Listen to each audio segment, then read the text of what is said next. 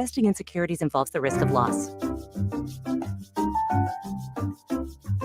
Join Mark Patrick Seminars. Lose the weight or stop smoking guaranteed. Early bird special, only $49.99. Seminar Sunday, January 26th at the Spring Hill Suites by Marriott Wichita Airport in Wichita. Weight loss seminar starts at 11 a.m. Stop smoking seminar starts at 2 p.m. Wichita State Women's Basketball hosts South Florida on January 8th at 6 p.m. For tickets, visit GoShockers.com/tickets. The KFH Studios, powered by Devon James Injury Lawyers. Call 888-8888. That's 888-8888.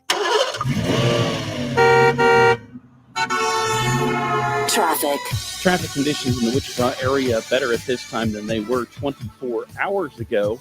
Kansas Department of Transportation has the roadways listed at least partially snow-covered here in the Wichita area. That, of course, is just the highways. The city residential and side streets will still be completely snow-packed. Continue to drive very slowly and carefully today if you have to. Traffic update from 98.7 at 1330 KNSS. I'm Jed Chambers. Weather. The sky's turning mostly cloudy today. Another frigid start this morning, followed by a high of 20 degrees. So once again, staying below freezing all day. Winds are going to be light out of the north at 5 to 15 miles an hour.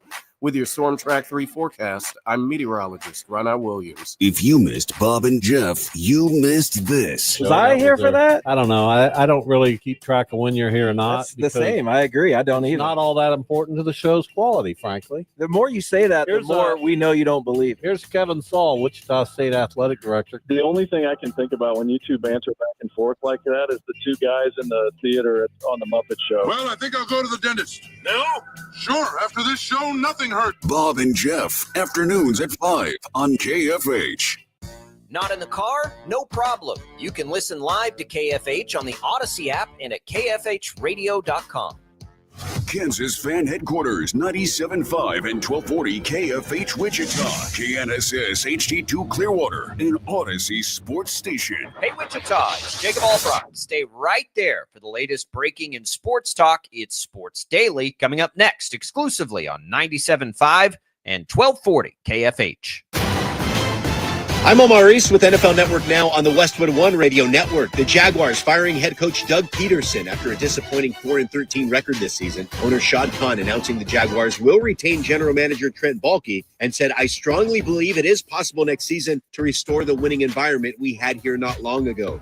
Peterson finished with a record of 22-29 in 3 seasons in Jacksonville.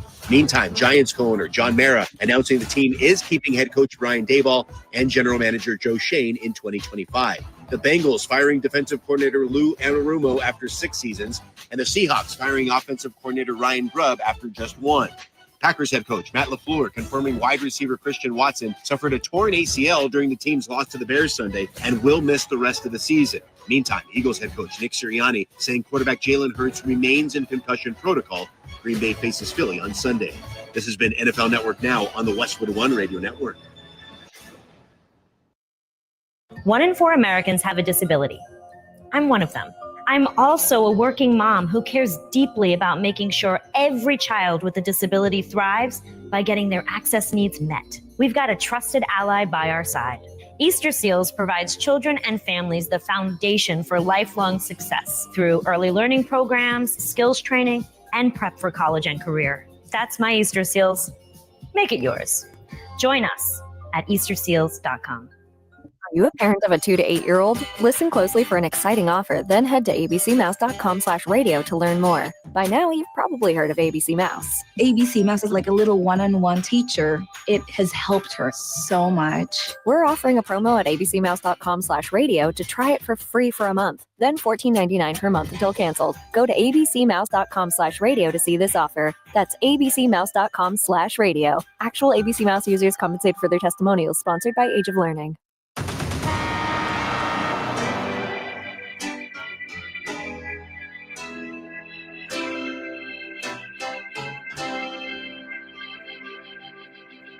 Now, from Wichita's most listened to sports radio, 97.5 and 1240 KFH. This is Sports Daily with Jacob Albrocht and Tommy Kester. Hey, good morning, everybody. Wait waking up early with us here on Sports Daily, and we appreciate it. It is Jacob Albrocht, Tommy Castor. It is still way too cold outside, and we're still trying to climb out of the snowy, icy situation from the weekend. We just can't quite get there. Thanks for being here with us. Thanks for tuning in on KFH. Thanks for listening to us on the Odyssey app and watching us on our video streams, Facebook, YouTube, X, 12 News Connected, all the ways you take in the show. We appreciate each and every one of you, however that is. Glad to be here with you the morning after a wildly disappointing Shockers loss that we will dig into. I didn't know if we'd get a lower point than the UMKC lost. We might have last night. We'll discuss that, what can be done, and what do things look like moving forward for Wichita State. We get K-State back in action tonight for some college basketball talk. They'll take on Oklahoma State on the road in a game you'll hear right here on KFH. We'll begin to look ahead to the NFL playoffs. We have Dan Israel, our Chiefs insider, executive producer of the Chiefs Radio Network, joining us in the next hour to look ahead to whatever it is that the Chiefs will do. The decision for the Chiefs to go so long without playing meaningful plays for a lot of their key players. So we'll dig into all of these things today. Tommy, good morning. How are you? Hey, happy Tuesday. Good to see you today. We've got, like you mentioned, a lot to get to on the program today. I will say I just obviously drove in a little bit ago. Roads are slightly better than they were yesterday. But I would still suggest, like, if you don't have to get out, just try to stay home, or at least take it slow if you got to get around, because there are still some, pretty slick spots, at least on that commute in. Yeah, the problem with this dang storm is the progress we made yesterday in large part just freezes again when the sun goes down. So I had to take my mother-in-law to the airport yesterday. I was on almost all the highways through that process, getting from there to work. And they've done a really nice job, as they always do here. The road crews are great here. But it's going to just keep freezing over. We don't get warm enough to make much of a difference on this thing for a while. We've got most of the schools canceled again today. We were joking yesterday. It's like a Lord of the Flies situation going on at our house. Like, the kids are running things. They're going nuts. And, I've got my wife. It is an absolute terror, Tommy, trying to run a business during these kinds of things. It's taken all the joy out of a snow day. I hate it more than maybe any weather event now. It's just such a pain in the butt. But my wife's like, "Oh, great, we get to keep the kids again." And I'm like, "Yeah, really? Really? You think that's a great idea? That's fun. All right. You like that?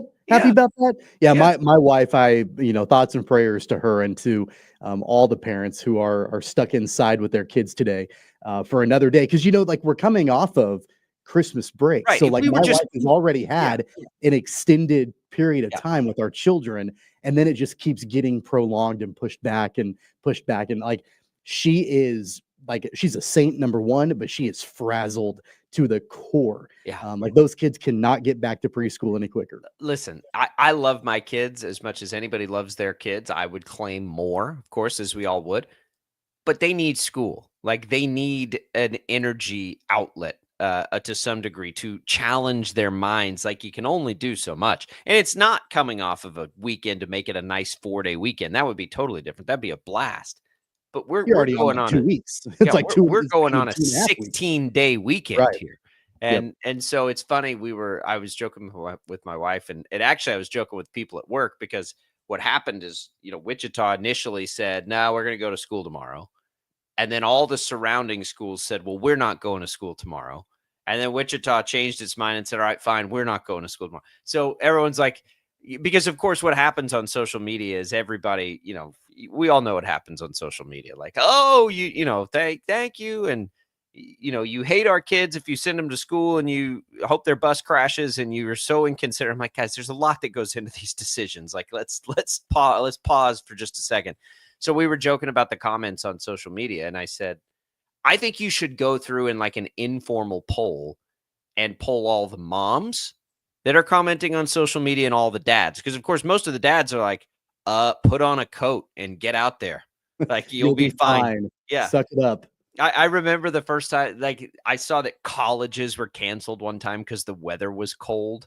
And I'm like, what are we doing here? Like, you put on a coat, you walk to class, and you go into your nice heated classroom. Why are we canceling classes in college because it's cold outside? Like, what? Like, and that was sort of, we joke all the time about our moments of like sitting in our rocking chairs on the front porch. That's one of mine for sure. Like, I hate the cold. I could totally be a snowbird when I'm older. I could never see a winter again and be perfectly happy about it. But come on now. Now, I'm not saying that's this situation. This situation is very dangerous because the roads are very dangerous. It's a totally different situation. But sometimes I do laugh at that stuff. And like, what her dad's saying versus what her mom's saying is probably a very different story. It's good. But we're glad to be here with you. We know a lot of you are driving to work right now because the world does keep turning and we just keep chugging along. And we're glad to be here for you to aid you in that misery of being out in this weather. Yeah, my wife, we took the kids out to play in the snow a little bit. I mean, it was super cold the other day, but we took them outside, and my wife is like teaching our almost 4-year-old how to do snow angels. And I'm like, hey, grab a shovel.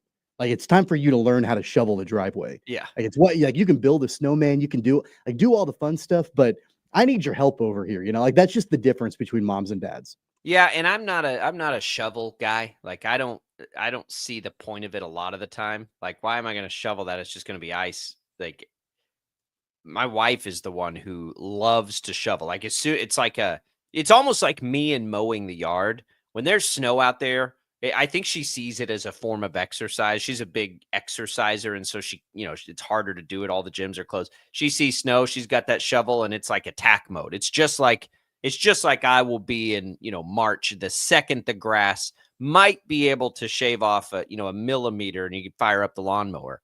But I'm like, if you shovel that, it's just going to be ice. Like, at least we can walk on the snow. Like, that's probably not the best idea. And then I'm like, why am I complaining that my wife wants to take the shovel to the driveway? I should sit back and count my blessings and keep my mouth closed. Probably pretty sound advice in general. But that, of course, we don't listen to our own advice. We run our mouths anyway. Stay warm out there, everybody. This weather sucks. It sucks. We're all in it together. It's no fun. The roads are gross. They got worse last night as everything refroze. Hopefully we get some sunshine today. Hopefully we do some more damage, and then we'll get some more snow, it sounds like, on Thursday night. So there's that. I've had a feeling this is going to be a bad winter for a little while. We had that warm December, and I was like, I think we're going to get our butts kicked in January and February. Like, this is too good to be true. Like, this, there's a reason why January is the worst month of the year, and February is the next worst month of the year. It is. Like, it just kind of, you start off the year just by getting slapped in the face. And then that, and we talked about it yesterday, like our brand new, early morning start on, Sports Daily, and the wind chill is minus 40 or whatever it is outside. I certainly didn't think about that. Like, I didn't plan that very well, at least in my mind. Yeah. It's cold where I am too. I didn't have to get out in it yet. Yeah, though. you have to move from your bedroom to your office. I mean, like, my office is downstairs. It gets cold there. I got like whatever these are called, a shacket. This is me crying for you. I'm so sad for you. I'll take everybody's pity and appreciate it. When we come back, the Shockers, boy, they might need some pity right now. Yes. That was a bad loss last night. We'll talk about it next when we return.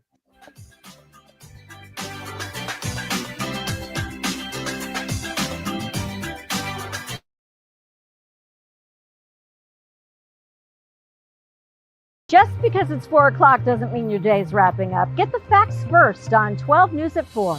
It doesn't matter where you are. In the office, on the road, or on your couch.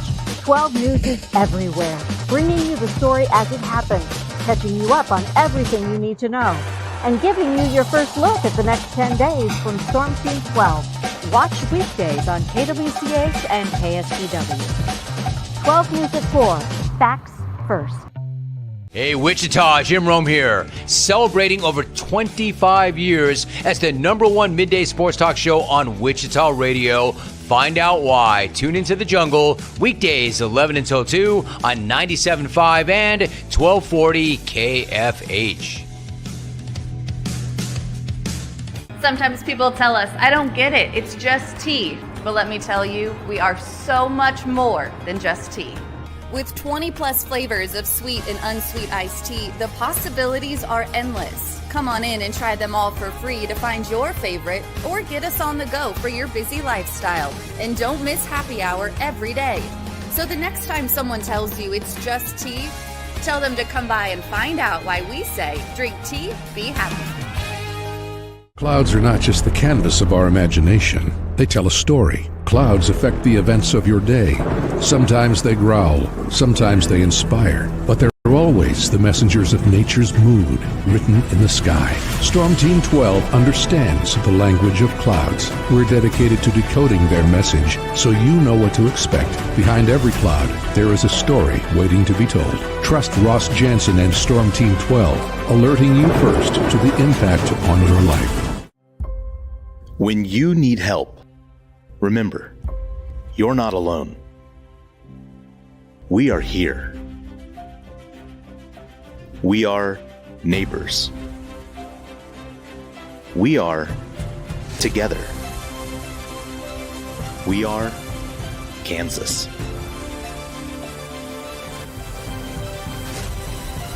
We are 12 News. They say it takes a village. Come together and support local businesses in our neighborhoods. When you contribute to local shops, more money goes back into the economy. Shopping local makes our state stronger. So give back to the communities you love and watch our businesses and communities thrive. Shop local and be Kansas proud. We are following a breaking update. Every day, all day, stream the stories that have you talking near and far. Whoever is behind the wheel of this bus is not stopping. From hundreds of local reporters and meteorologists spanning the country. Chaos here this morning at the UW campus. Search LNL for the all-new Local News Live streaming app. Make yourself known now. 310-01 in traffic pursuit. Oh my God, here. Investigate TV Plus begins with real people. We investigate stories that impact you And inspire change every day. Something is broken. Real problems. Why are they hiding it? And real solutions. My daughter was dying in front of me. What was your reaction when he said that? Investigate TV Plus, weekdays at 3:30 p.m. on KWCH.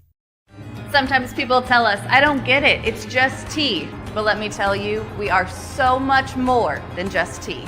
With 20 plus flavors of sweet and unsweet iced tea, the possibilities are endless. Come on in and try them all for free to find your favorite or get us on the go for your busy lifestyle. And don't miss happy hour every day.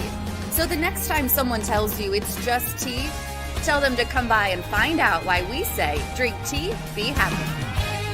Mornings are busy. We're here to make your mornings better. We report the stories that affect you. 3 more hospital lies from contaminated apple juice just a day after the FDA issue a recall. We're here to make your mornings better. Closing east and westbound lanes of K96 for repairs. With 12 News, you're prepared for your whole day. Scattered thunderstorms across the state into the afternoon. Stay a step ahead with 12 News this morning on KWCH and KSCW.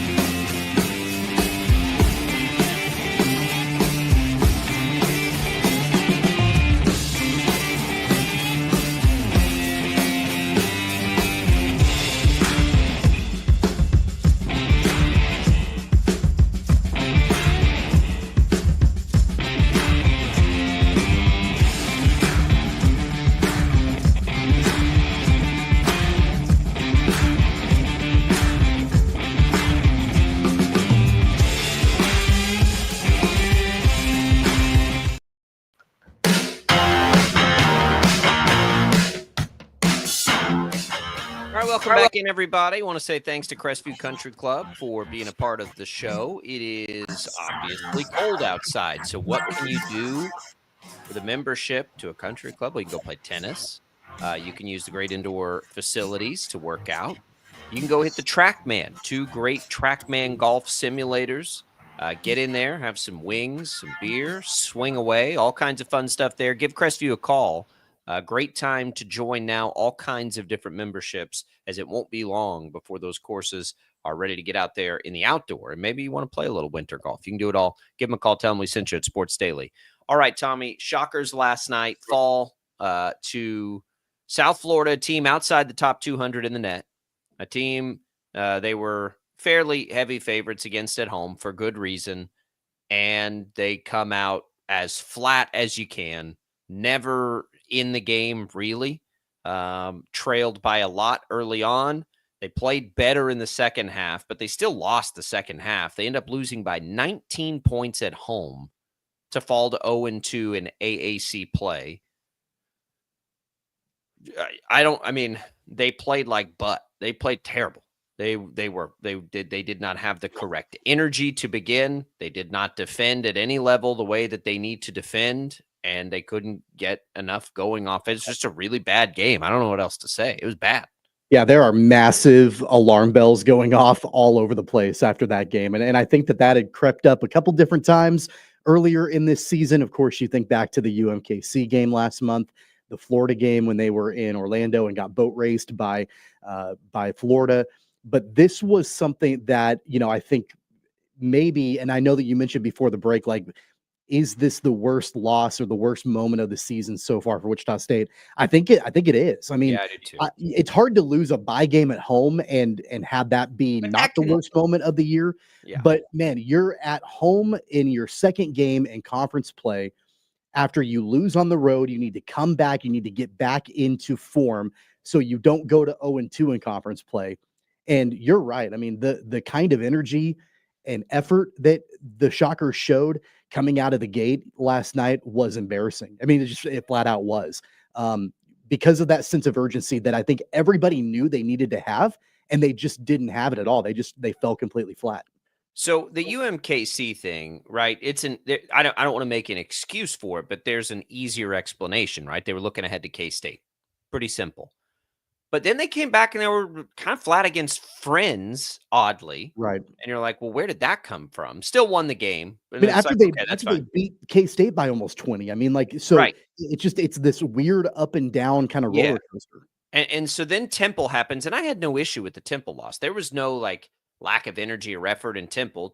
They didn't defend the three well enough, which was a problem again last night. But that's like a technical thing, right? You're like, okay, they didn't defend the three well enough. They were in that game. They probably should have had it. They didn't get it done against Temple. That's too bad. Temple's going to be a team that's probably near the top of the league when the dust settles and they were on the road. No big deal. But that should, to your point, give you all the motivation to then come in and be ready. I was talking to Brandon Zenner in the office, and I said, this feels like a smash spot for Wichita State, right? It feels like they could come out with their hair on fire and just sort of exercise some demons against South Florida. They did the exact opposite of that. They came out and it was like, oh, good, a basketball game on a Monday night and it's cold outside. There was never the urgency or anything. And it was right out of the gates too. And you're like, huh. The only person that showed any kind of fire was Paul Mills, breaking clipboards on the sideline. I don't blame him. I would have been doing it too. Like, he was the only person that showed any kind of urgency, or fire. Because they're really, if you just watch the body language of the guys, it was like they didn't want to be there. And that, I think, is what the concerning part of it all is. And right? I don't think that's true, but I don't know why that keeps happening. Like, no, I know. I agree. I'm not saying they don't want to be there. I'm just saying that's what it looks like when you're watching them. I just don't know where that comes from, because especially for a team that shows you so much of the opposite of that very often this season. I don't know why halfway through the year we're still seeing that. That should never be an issue, especially for a team, all off season. The badge of honor was how much experience is coming back on this team, how experienced this team is, how there's not a lot of new faces. There's so much turnover. That would lead you to think like this is a roster full of people that are all bought in. There's a roster of people that want to be here, ready to go. And then we see this and we see it and we see it and we see it. And I'm like, well, I don't know what to tell you. It makes it hard to predict. The bigger picture stuff that's troubling is like we're starting to, and we feared that like this starting to feel like last year, right? Pretty nice start to the non-con, nice win to hang your hat on, and then everything unraveled and derailed from there. And the reality is Wichita State was never going to win the AAC regular season. I don't think. I think we could dismiss that a while ago. But you still feel like they should be near the top of the league, and they still can be. There's a long way to go. They played 2 conference games in a conference that's, not its strongest this year. They could very easily win the next 3 going into the game at Memphis. They probably should win the next 3 going into the game at Memphis. And that'll feel a little bit better. But I do think we're to the point of the season where it's time to stop seeing what we saw last night, which was just never really being in it, right? 19-point loss at home to South Florida. Yeah, and I think that really the most concerning thing for me, to kind of echo what you said, is the fact that let's just call a spade a spade. They were pushed around by a South Florida team that is 183rd going into the game in the Ken Palm, 207 in the net. And they were pushed around. Like I'm watching this game and I'm like, how is South Florida, who is not a good team by the metrics, they're not a good team, and they're imposing their will. They're doing what they want to do, and they're getting everything that they want because Wichita State is providing very little resistance against it. And I think that is the underlying biggest concern, is that, really South Florida took what they wanted on Wichita State's home court. And, so even if let's just say that Wichita State loses the game, like even if they lose the game, but it's a battle, and they're, matching blow for blow and all of that. No, like South Florida came in and I think the words I just used, sum it up. They imposed their will on Wichita State. That South Florida shot the ball better from the perimeter.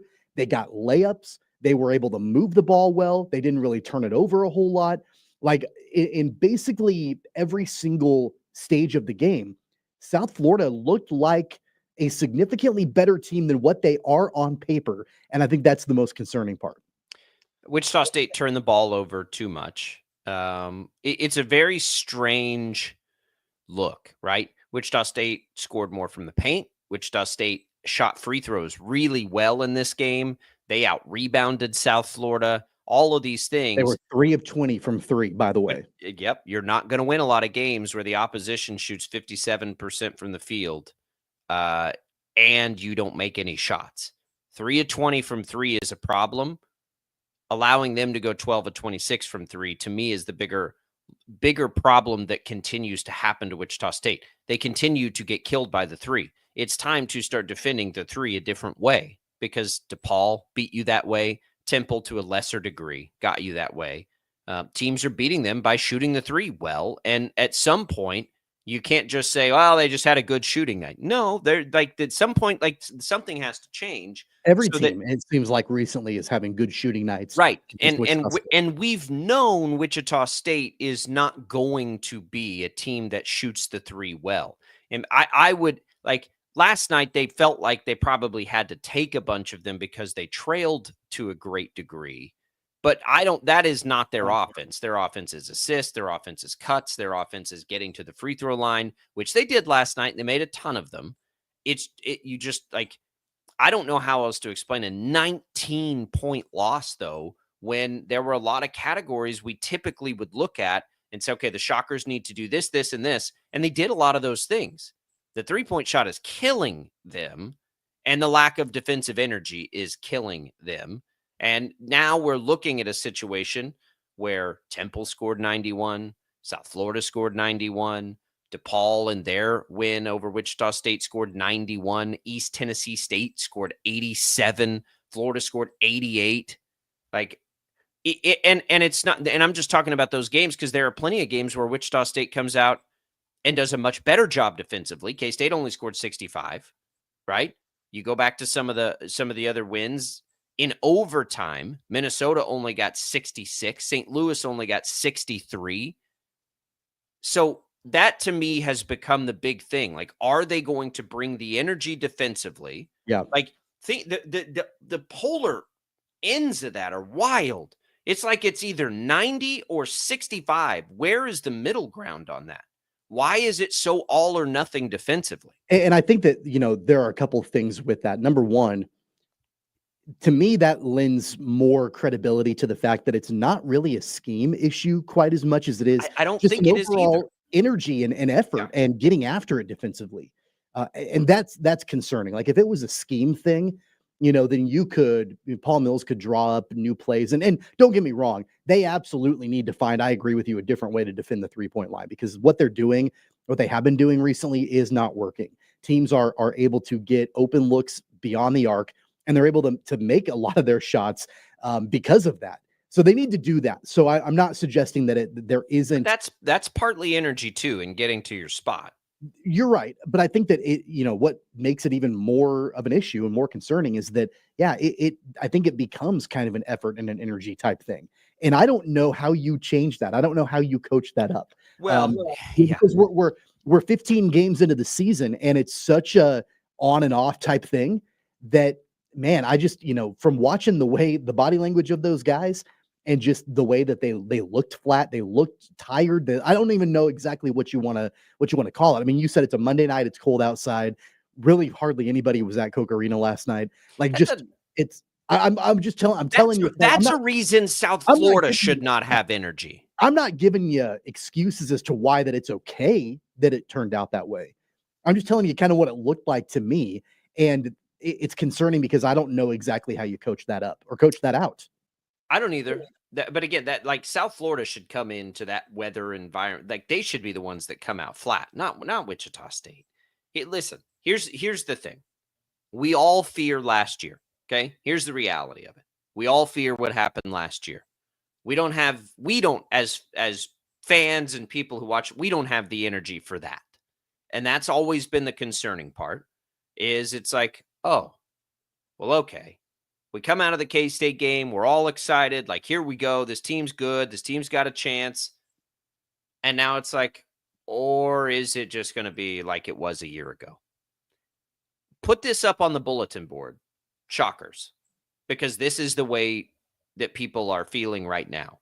They don't think you're trying hard enough. They don't think you want the win. Put that on the bulletin board and use it and play angry. Not to use that cliche for Wichita State, but that's what it is. Like, get out there, get fired up, listen to all the doubters out there. Take that energy and put it on the floor every game, because that's what's out there right now.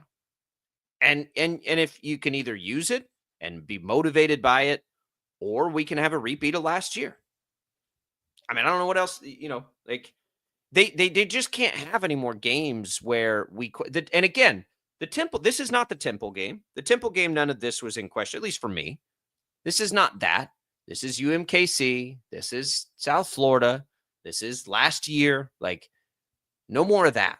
No more energy questions. No more desire, passion. Like that. That's the kind of stuff that should never be lacking in January. Never.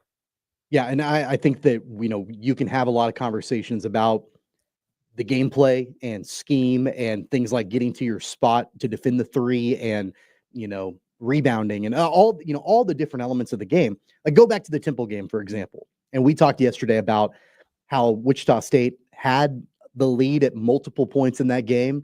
They weren't able to hold on to it. You're kind of in a hostile environment. That's the mark of a great team, is being able to hold on to a lead when you're on the road and you're trying to steal a win in conference play on the road. I'd rather have those conversations. You would rather have those conversations. Yeah. Like, if it's a loss, it's not about the energy, the effort, all of that. It's about, man, like, you had the lead. You played pretty damn well. You just couldn't secure the win at the end on the road in conference play. And you'll get there. It's difficult, but you'll get there. As opposed to 24 hours later, we're having a conversation about, man, like, they just looked like they didn't want to be there. On their home court in conference play against a team that is, by all accounts and all metrics, not just worse than you, significantly worse than you. You can't, like, and this has to be the most frustrating part for the coaching staff and everybody else. Like, we see what's out there and what's capable and possible in a game against K-State, where they did, we were having the exact opposite conversation. And to not just have that inherently all the time is tough. And I'm not saying it's an easy thing to find either. We have both been leaders of people, Tommy. One of the most difficult things to do as a leader, as a manager, as anything, is to motivate people. right? Like I'd love in life to just assume that everybody's motivated to do the job they're supposed to do. We know if you've ever been like, that ain't the reality of it. Sometimes you got to find ways to motivate people, and sometimes you swing and miss on that, but you got to do it.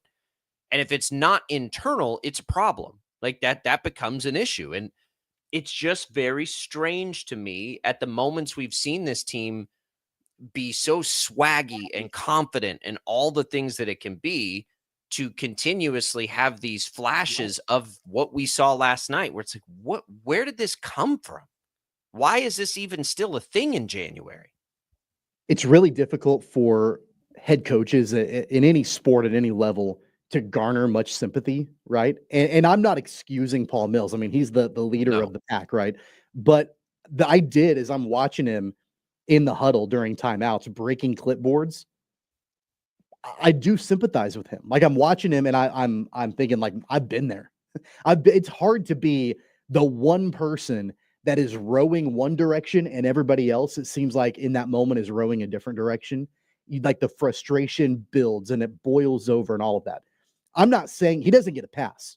He absolutely part of the job. Does not get. That's why you're there, is to get everybody rowing in the same direction. I felt bad for him that, in that game last night, that he's dealing with that. But at the same time, that's your job. Like, that's why you're here, and so I can feel bad for him as a person, because I've been in that scenario before as a leader, with people trying to convince them and motivate them to come my direction. Like, this is the right way to go. And this is why I'm in this role, is because we're going to go this way together. But man, like it's concerning that we're 15 games into the season, we're in year 2, and this is a battle that is continuing on. And I don't, maybe it's just me, I'm not sure I see a whole lot of silver linings here, like any kind of flashes, like they can do it and they can do it consistently.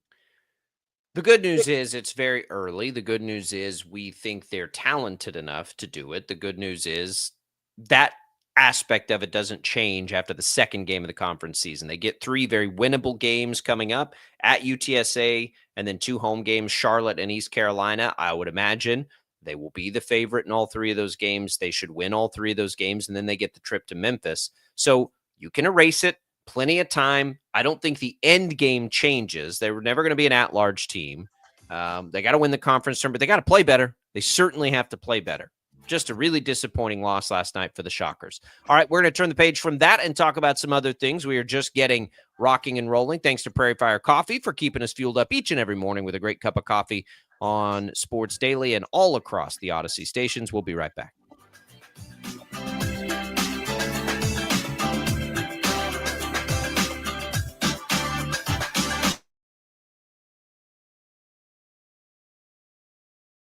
Just because it's 4 o'clock doesn't mean your day's wrapping up. Get the facts first on 12 News at 4.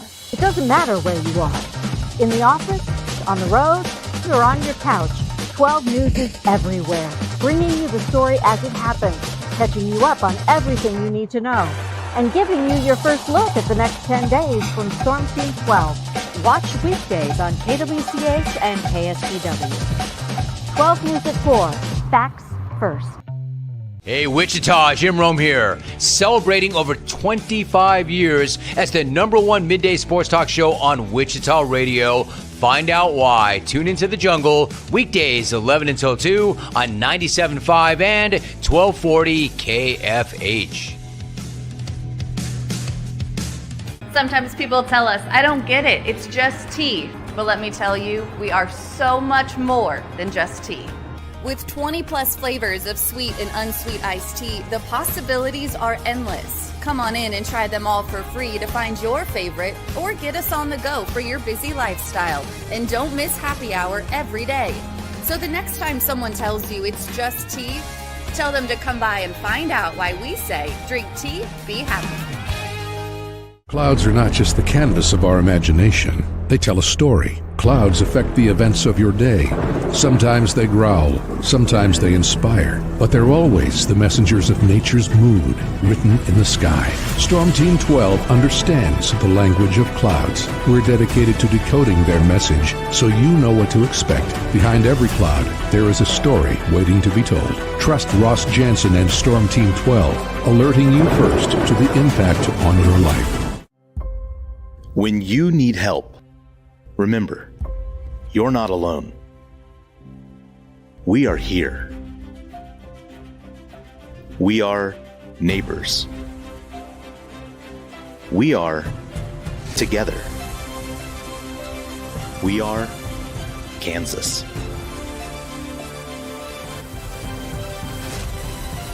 We are 12 News.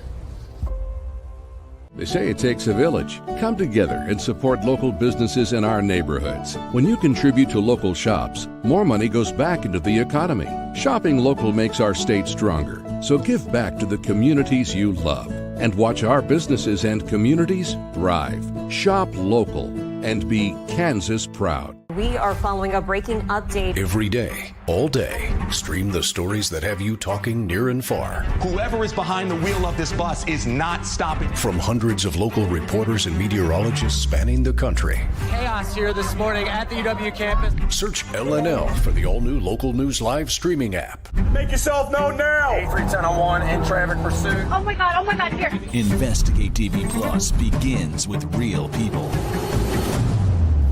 We investigate stories that impact you. And inspire change every day. Something is broken. Real problems. Why are they hiding it? And real solutions. My daughter was dying in front of me. What was your reaction when he said that? Investigate TV Plus, weekdays at 3:30 p.m. on KWCH. Sometimes people tell us, I don't get it, it's just tea. But let me tell you, we are so much more than just tea. With 20 plus flavors of sweet and unsweet iced tea, the possibilities are endless. Come on in and try them all for free to find your favorite or get us on the go for your busy lifestyle. And don't miss happy hour every day. So the next time someone tells you it's just tea, tell them to come by and find out why we say drink tea, be happy. Mornings are busy. We're here to make your mornings better. We report the stories that affect you. 3 more hospital lies from contaminated apple juice just a day after the FDA issue a recall. We're here to make your mornings better. Closing east and westbound lanes of K96 for repairs. With 12 News, you're prepared for your whole day. Scattered thunderstorms across the state into the afternoon.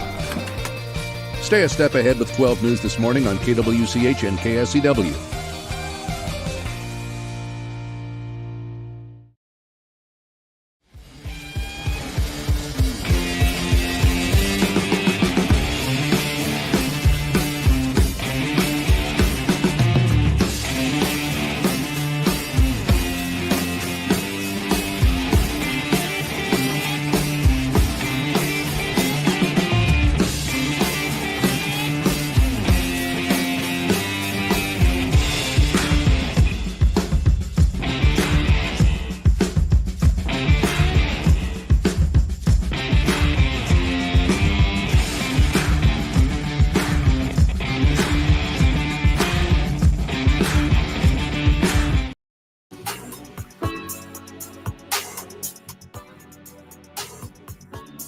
Tommy, you a root beer fan?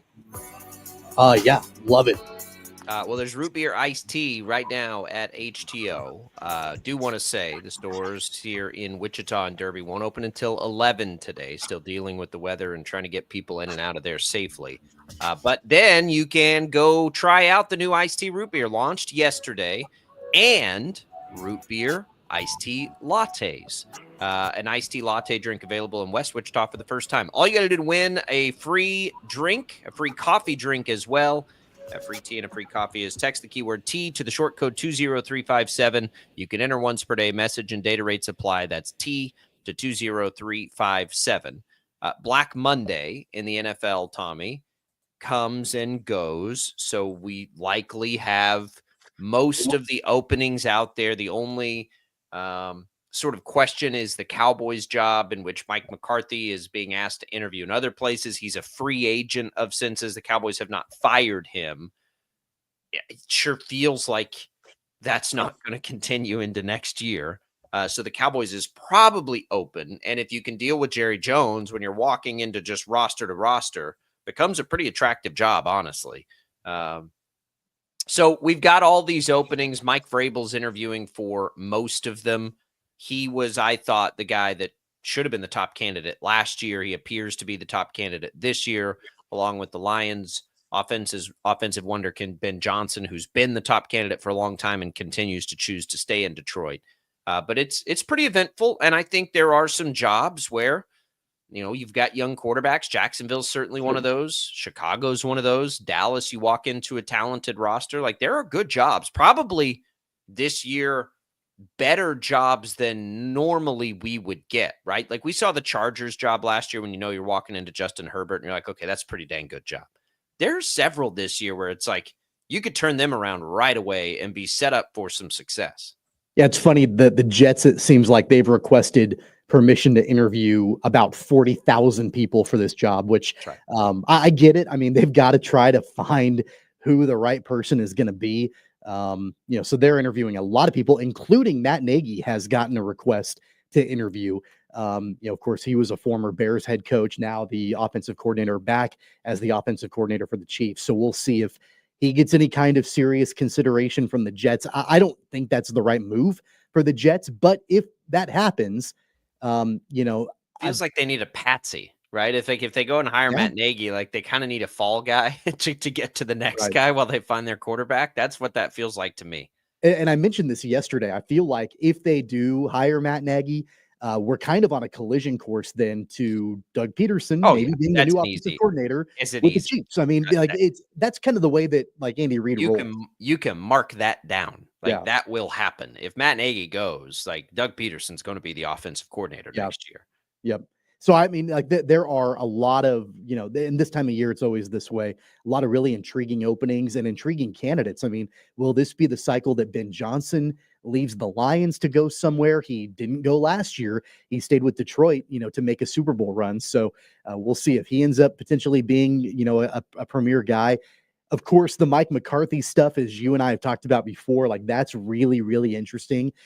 It might be the best case scenario for both sides if Mike McCarthy, ends up going to the Bears, because then Jerry Jones doesn't have to fire him. McCarthy can land on his feet somewhere else and doesn't have to get fired. So we'll see how that all plays out. I don't know if that's really the most realistic outcome of all of it, but I certainly think that might be the most advantageous. I don't know where all these people go. McCarthy to Chicago actually does make some sense to me. I know Bears fans don't want that. What are the Bears doing? Ben Johnson makes sense. I know that's who they want, but then what are the Cowboys doing? Like, if Mike McCarthy wants to leave, why are they not already looking for their next head coach? Jerry Jones saying things like, we don't know yet. We haven't yes, you do. Like, you either want him or you don't want him. And if he doesn't want to be there, you should move on. You should have moved on anyway. It wasn't the right fit.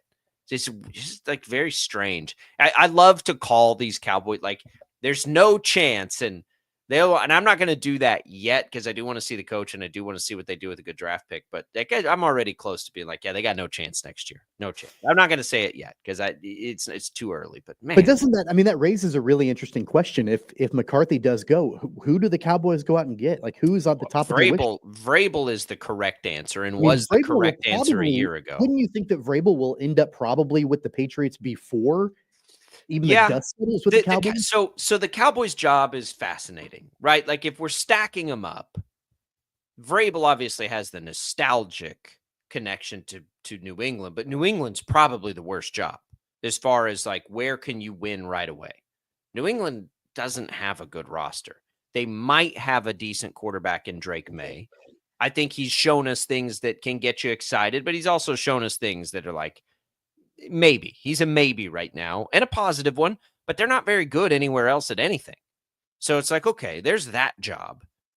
I think even if of the Jets, like of all of them, that to me is the least attractive job. So the only reason Vrabel would go there is the nostalgic thing, and that's fine. But if you're talking about like, where can I go and win? right now, right away.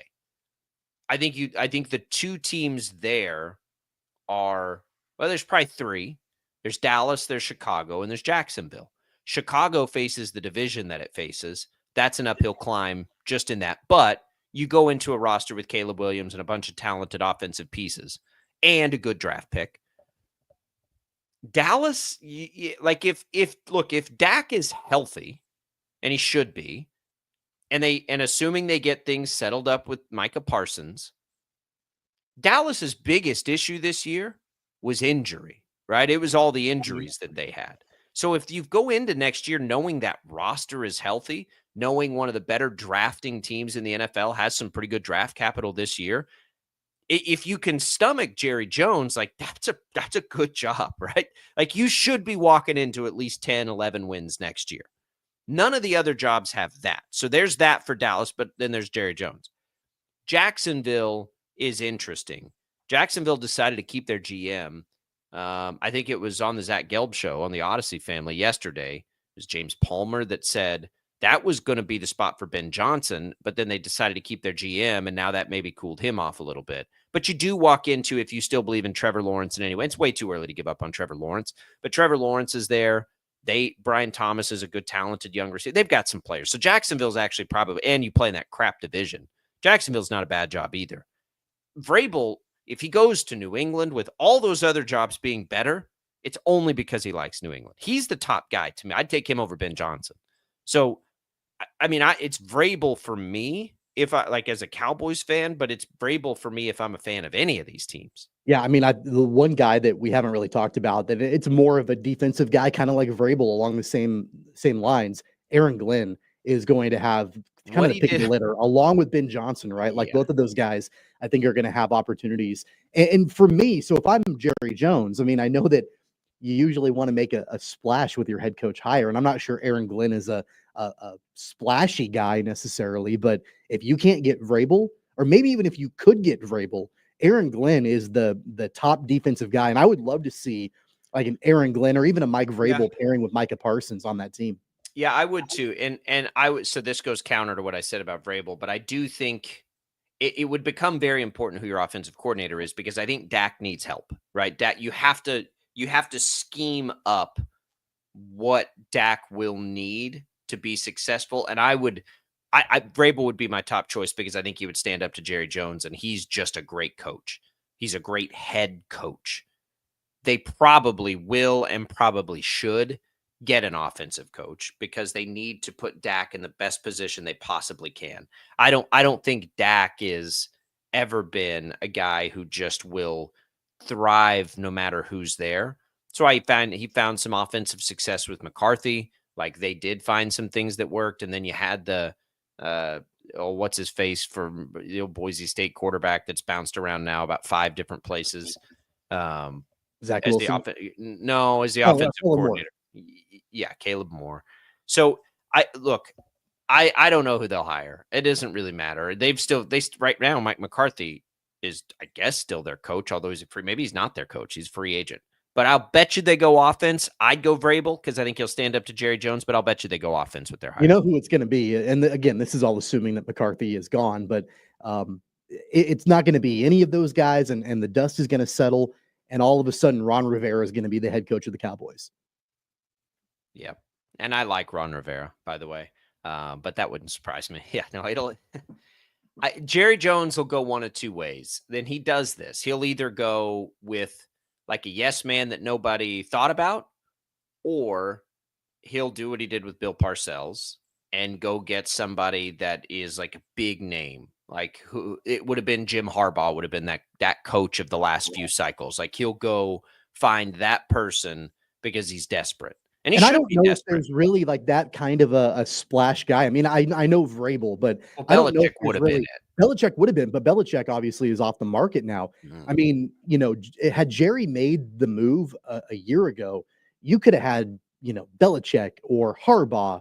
A couple of years ago, you could have had Sean Payton. Like there are, I don't know who it would be. There were some bigger names that, were out there, but you waited, and now all of a sudden McCarthy, and it's ultimately what I like for Mike McCarthy, because I do think McCarthy is a good coach and is deserving of a better situation than what he's gotten in Dallas. The good thing for McCarthy is that he kind of gets to set the terms of it. Like, he kind of gets to say, look, the Bears want me. I'm a free agent. I'm going to make this move on my own, as opposed to like, but that's what I don't understand. Dallas and all of that. That's the part I don't understand, is they're asking permission to talk to him. So I don't even understand what his situation is, because why does he need, if he's a free agent, why does he need permission? Right. Well, he's a free agent, but at least for right now, the exclusive negotiating rights are with the Cowboys. That will expire, I think, here in a week or whenever. It needs to expire yesterday. If he doesn't want to be there, he doesn't need to be there. And I'm not faulting him for not wanting to be there. I wouldn't want to be there either after what they did to Cooper Rush, and listening to Jerry Jones every week.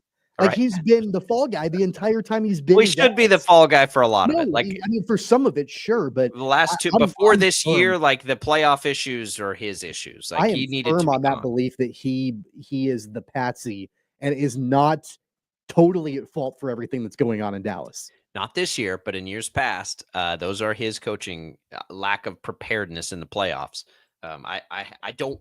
Listen. I don't want Mike McCarthy to be the coach of the Cowboys as a Cowboys fan. But I'm with you. I think Chicago makes sense, actually. I think Jacksonville would make sense for him. I think if you could find, like, who's your quarterback next year in New York? Obviously, Mike McCarthy and Aaron Rodgers aren't going to fit together. That wouldn't make any sense. But, like, if they found a way to get Kirk Cousins up there for a run, could you give McCarthy a year to see if he can patch together that offense? Probably wouldn't be a terrible idea. What's McCarthy been known for his entire career? Right. Working with quarterbacks. I mean, like, that's kind of his calling card. And so I think having him be paired up with Caleb Williams would be great. The thing about what is going to make Jacksonville difficult is that the Trevor Lawrence experiment, I think, is but don't you think course, right? Yes, but he's under contract. Like, Jacksonville must find that out. That's why I think McCarthy might make sense there. It's like, okay, we got to figure out what we have there. Let's bring in McCarthy to see what we can do. I don't know. We're just beginning this cycle. We'll see how quickly it all moves. When we come back, we'll talk a little Chiefs, the decision to sit the starters, looking ahead to the postseason. We'll have Dan Israel, executive producer of the Chiefs Radio Network, and our Chiefs Insider next on Sports Daily.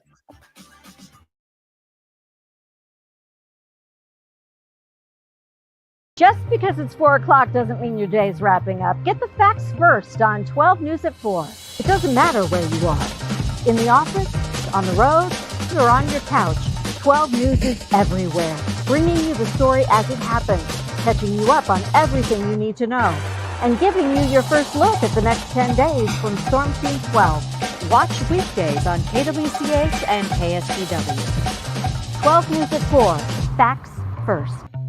Hey, Wichita, Jim Rome here, celebrating over 25 years as the #1 midday sports talk show on Wichita Radio. Find out why. Tune into The Jungle, weekdays 11 until 2 on 97.5 and 1240 KFH.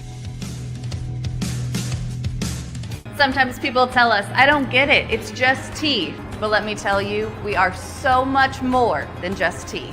With 20 plus flavors of sweet and unsweet iced tea, the possibilities are endless. Come on in and try them all for free to find your favorite, or get us on the go for your busy lifestyle. And don't miss happy hour every day. So the next time someone tells you it's just tea, tell them to come by and find out why we say, drink tea, be happy. Clouds are not just the canvas of our imagination. They tell a story. Clouds affect the events of your day. Sometimes they growl, sometimes they inspire, but they're always the messengers of nature's mood written in the sky. Storm Team 12 understands the language of clouds. We're dedicated to decoding their message so you know what to expect. Behind every cloud, there is a story waiting to be told. Trust Ross Jansen and Storm Team 12, alerting you first to the impact on your life.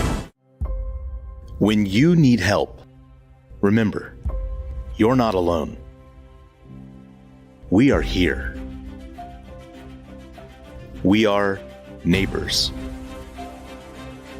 We are together. We are Kansas.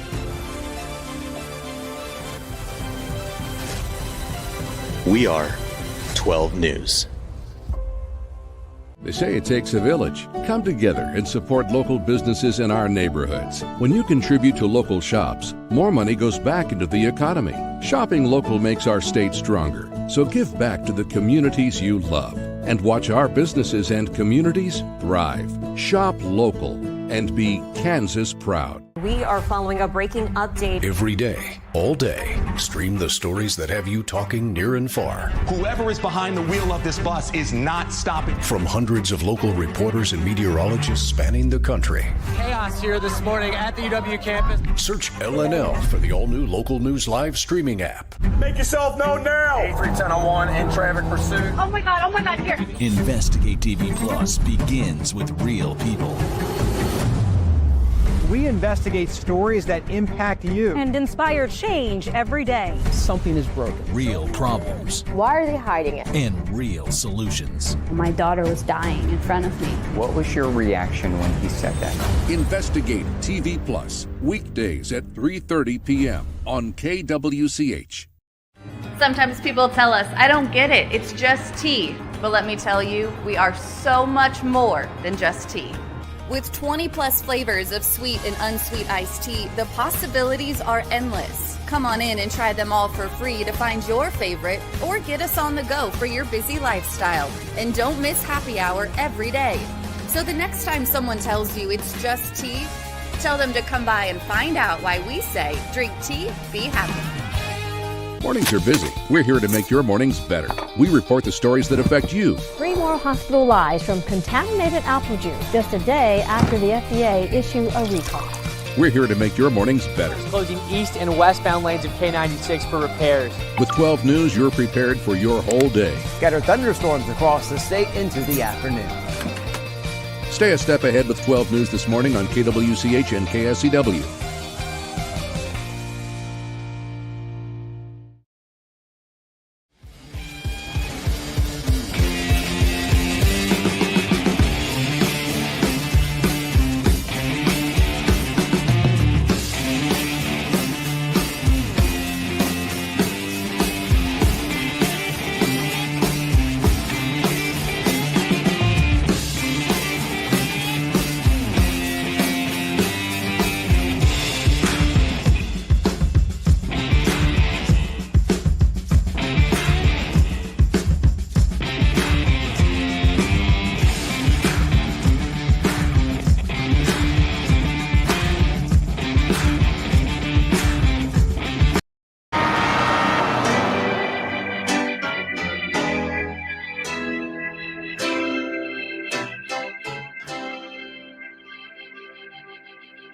Now, from Wichita's most listened to sports radio, 97.5 and 1240 KFH. This is Sports Daily with Jacob Albrocht and Tommy Kester.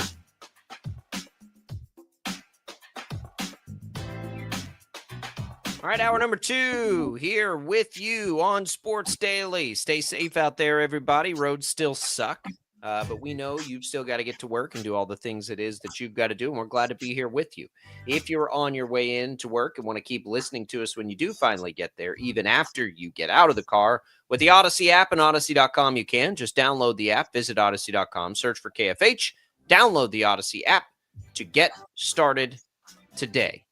It is a cold day. It is a cold day for the Shockers. If you missed any of our conversation about Wichita State and the very disappointing loss from Monday night, you can go back and listen to that on the app. Gets podcasted out. It's troubling. K-State plays tonight, Tommy, and K-State needs a win. They have been out to a really nice conference start. They beat Cincinnati at home. They should have beaten, let one get away, but played well by their own standard against TCU. Now they get Oklahoma State in a game that we feel like they got to go get, because A, it's hard to get road games in the Big 12, and B, after that, you get Houston, Tech, Kansas, Baylor, West Virginia, all in a row there.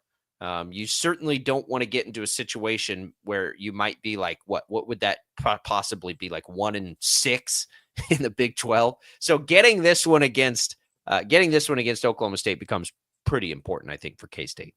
Well, and there's no such thing as a gimme game in the Big 12.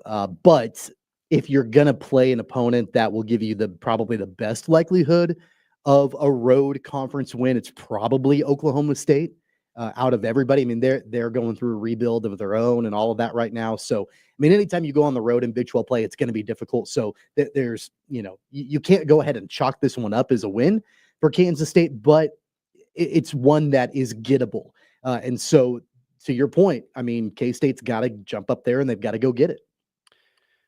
I don't think they're not going to win any other road conference games. I just think it's unlikely, and you never know when they're going to come. You must be able to take care of business in the ones like this. There might be one, and that's Oklahoma State. I'm looking at it right now, and K-State is a 2.5-point underdog. Well. Okay. Isn't that interesting? Maybe a little money line K-State action tonight if you feel like they have turned it around. And look, I think there are 2 games in a row that could indicate to us that maybe they have. Perhaps they have. They've been able to hang in these games in the last 2 where they haven't particularly shot the three-pointer well, which was a must for them early in the year. It was kind of like that or bust. So that's interesting tonight. Of course, you'll hear this game on KFH. Coverage begins at 6 o'clock tonight against Oklahoma State. It is a 7 o'clock tip.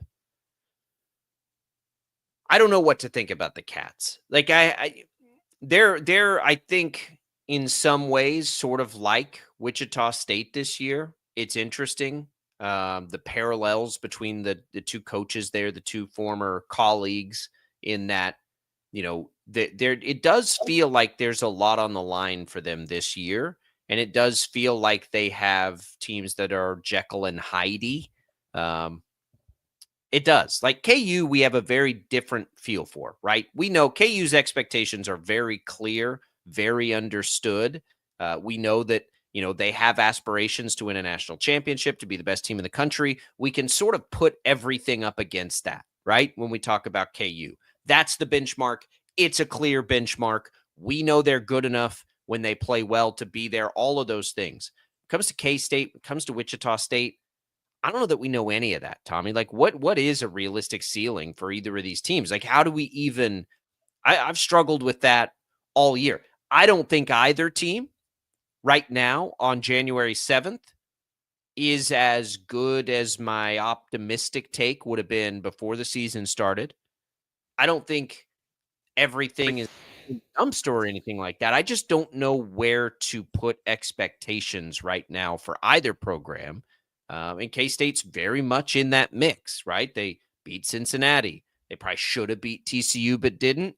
Now they get Oklahoma State. If they don't win this game tonight, I think all that good momentum that came through the Cincinnati win is going to be right back in the toilet. Yeah, I think that, for all of the things that, these 2 teams have different from one another, one similarity that they both have is that they're not consistent. Either team, either program right now, there's not a whole lot of consistency from game in to game out for either the Wildcats or the Shockers. But I think that really for K-State, in the lens of kind of what Jerome Tang has gotten through over the non-conference and kicking off Big 12 play, I think that's important. That's important to note. I mean, things were really bad for Kansas State, probably right before Christmas, early December. They lose to Wichita State by 20, and things are looking really poor for the Wildcats. And you don't really see a whole lot of positive momentum moving forward for the Cats. And then all of a sudden, they kick off Big 12 play and they take down a top 20 Cincinnati team. They lose at the wire to TCU on the road. But then, honestly, if you can get through the stretch of the first 3 games in conference play at 2-1, I think that most people probably would have taken that. And you probably would have flip-flopped and said, well, they'll lose to Cincinnati and they'll beat TCU if they end up going 2-1. But it's going to be the other way around. I just think that you've got to try to figure out a way to bottle up what worked against Cincinnati and continue to use that. And really what that is, in my opinion, is them being able to be a little bit more versatile in their scoring opportunities. You know, they don't, they're not as predictable. When they beat Cincinnati, they weren't as predictable with their offense. It wasn't just kick the ball to Housen and let him jack up a bunch of threes. It was, let's try to get some of these other guys involved, especially Coleman Hawkins, who we've paid a lot of money to in NIL. But even on top of that, we need to get David Gasson more active in the post. We've got to get the ball to Doug McDaniel to try to create some offense in space. You know, so all of those things I think play into it. They didn't do that quite to that level against TCU, and that ultimately hurt them in that game. They've got to get back to that against Oklahoma State. Yeah, they do. And I don't want to lose that momentum. And it's not just like the wins and losses, because again, like what's K-State ultimately going to be? It's the fact that they're playing better, right? Like you just don't want to see them not to revert back to what we saw. I do there's this tiny thing in my head that's like, well, what if they play to this level and they have a good 3-point shooting night? Is that the formula where they come in and they beat one of these really good Big 12 teams? I think that's the ceiling. What I'm saying is, I think that ceiling is good enough on a night in, night out basis to beat anybody in the league. And so how much of that, like, could they, if they could hit that consistently, could they ultimately get back to where we thought they could get, which is a top half Big? I think that's where we landed. Like with all the roster movement and everything coming in, I think ultimately that's probably about where we were coming into the season was, can they be a top half Big 12 team? And if so, is that going to be good enough to make the tournament this year? Well, I don't know about the latter part of that anymore, right? It's kind of been the SEC story this year, not the Big 12 like we thought it would be. But the former part of that, can they still be a top half team? I think in the most absolutely optimistic world, that's still out there if they can put it all together. Now, they haven't really at any point this season that I can remember put it all together yet, right? Like what we've seen out of the rest of the roster plus a good 3-point shooting night. What does that look like? Who'd they play? Arkansas Pine Bluff, when they scored more points than ever, in history of the program. Like maybe that you could probably hang your hat on that a little bit. Probably, though, in all seriousness, the Cincinnati game is the closest that we've seen. And that was the flashes of it where it's like, okay, when everything is clicking and coming together, this has a potential at least to be a really good basketball team. It's just taken quite a bit of time to get that to come together, and it's not all the way there, and it kind of comes and goes. But I just looked, and they only shot 6 for 20 from 3 in that game. So what I'm saying is, can they play that game, but just shoot a little better? And maybe they shoot 40% and not 30. Is that good enough to, for instance, beat Houston at home, beat Baylor on the road? I don't think they're going to go into Allen Fieldhouse with that. No disrespect to West Virginia and what they were able to accomplish. But that's what I'm saying. Like, I think the question, I think you take it a step further. Can they do that for a game? Sure. I think they probably can. We've seen enough flashes of it where, Cincinnati, I think, was kind of the appetizer. If they can do that again in one of these more marquee matchups, sure, I think that's on the table. I think the question then becomes, can that be who they are? Like, can we see that more often than just one game? And I don't know. I don't know about that. It's been concerning to me, at least throughout the non-conference, and a lot of Wildcat fans I know are share that concern of mine, where there's been a whole lot of standing around, at least offensively, and just kind of a whole lot of not a lot of cohesive offense being ran by the Cats. It's gotten better, so I want to give Jerome Tang some credit. It has gotten better, but I think for me, the jury is still out on if that's a consistent expectation that we can have for the Wildcats, that we're going to see it be improved and consistently be so. We'll find out tonight. Again, you'll hear it on KFH. Pregame coverage with Wyatt Thompson begins at 6 o'clock. Looking forward to that. We've got more Sports Daily coming your way. Lots of fun having today. You can get in touch with the program through our video streams. We got lots of comments there we'll get to before the end of the show. Don't go away. Sports Daily coming right back.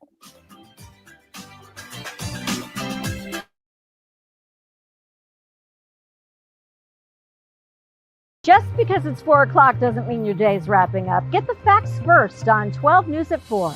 It doesn't matter where you are. In the office, on the road, or on your couch, 12 News is everywhere, bringing you the story as it happens, catching you up on everything you need to know, and giving you your first look at the next 10 days from Storm Team 12. Watch weekdays on KWCH and KSPW. 12 News at 4. Facts first.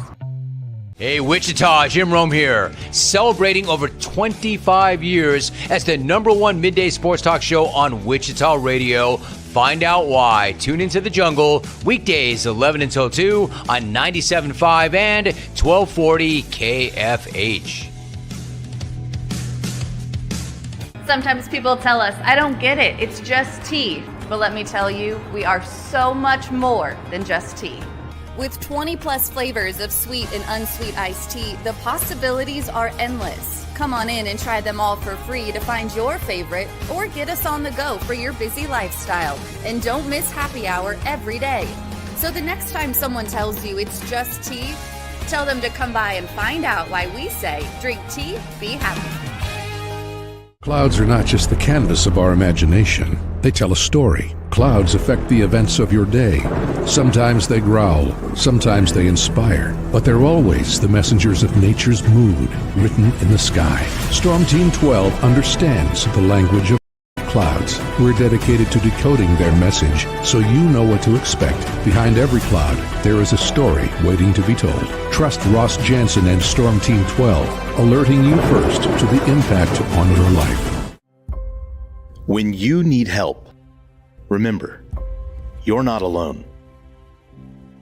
We are here. We are neighbors.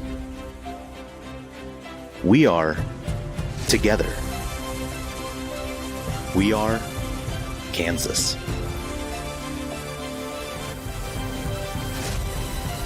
We are 12 News. They say it takes a village. Come together and support local businesses in our neighborhoods. When you contribute to local shops, more money goes back into the economy.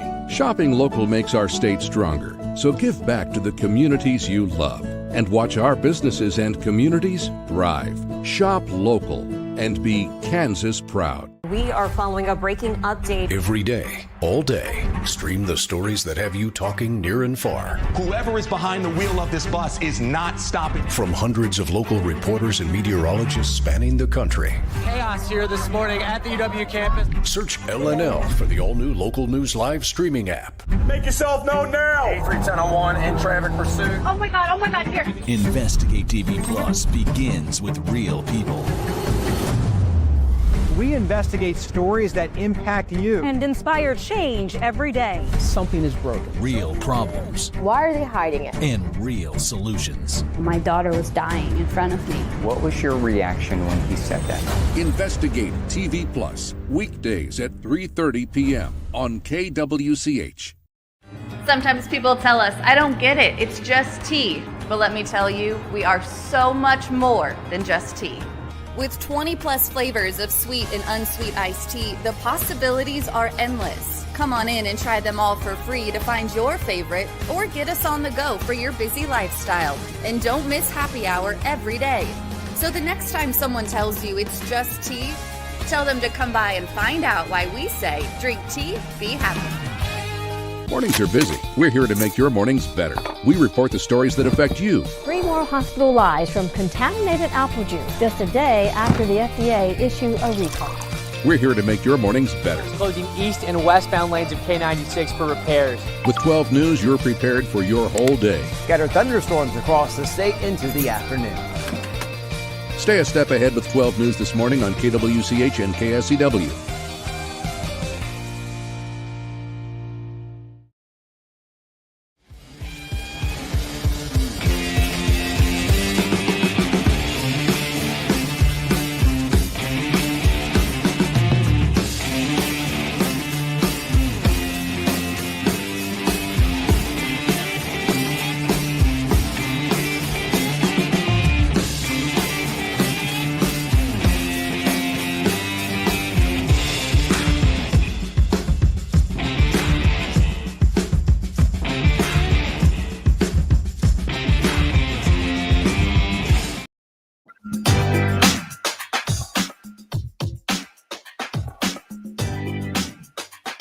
back in, everybody. Sports Daily here. Albrocht Caster. A little technical issues getting connected with Dan Israel, so we'll work on that. Try to get that in before the end of the show. If not, no big deal. It is a Chiefs bye week, by an earned merit to be able to do that, and they will go a long time before we see, the players and the starters play meaningful football. I almost feel like it's like my kids. Like the last time the Chiefs played meaningful football, my kids were still in school, basically. And it's been that break. So we'll see. It's been a very long time here, Tommy, and the NFL gets on to its postseason, and we'll get into some of those games. I want to ask you who you'd like to play and rank them in order if you're the Chiefs, and we can continue to have a little fun with the crying fans of other teams that the Chiefs let the Broncos beat them. Real quick, though, I want to get to some of the comments. Speaking of the Chiefs, Rick chimed in. We were talking about if Matt Nagy goes, it seems like a foregone conclusion that Doug Peterson would come over. He points to Mike Kafka, which is another name, but I got to tell you, if Peterson's floating around and Matt Nagy goes, I think it's going to be Peterson. I think it would be the right decision for Peterson, by the way. Anthony chiming in on the Cowboys situation. Ben Johnson, he said, is Ben too selective to go to Dallas? I agree. There are reports that he doesn't want to go to Jacksonville now because they are going to retain a GM. I think Ben Johnson wants the perfect situation. Don't blame him. There is nothing that has changed for him, I don't think, to make something a perfect situation, and he can do that. Quite frankly, he can do whatever he wants. So a couple of comments there. Tommy, I'm so surprised, but not surprised that this Chiefs folding thing has gotten any run. I have used that as a tongue-in-cheek storyline for months and months. Couldn't be more tongue-in-cheek, but I feel like there is a portion of people that follow the Chiefs that are letting this be more of a thing than it actually is. Like, nobody actually believes any of that. Cincinnati fans are obviously mad. No, they do. People do. People actually believe it. Cincinnati fans do, but any fan is unreasonable, right? Like any fan base becomes unreasonable, especially when that plays itself. There are a lot of talking heads that believe that the Chiefs took a dive. Give me two examples, because I saw the ESPN writer guy. That's one. ESPN writer's one. Robert Griffin III. I don't know if you saw him. I didn't. During, as soon as the Chiefs Broncos game was over, he put out there, man, the Chiefs will do anything to keep the Bengals out of the playoffs. See, that to me sounds more like what I was saying, tongue in cheek, trying to have some fun. I don't think it is. Because the Chiefs, A, didn't even know if the Jets were going to beat the Dolphins. And B, yes, I do think that was probably a joke. I think Robert Griffin III is very funny on social media. I'll bet you that was a joke.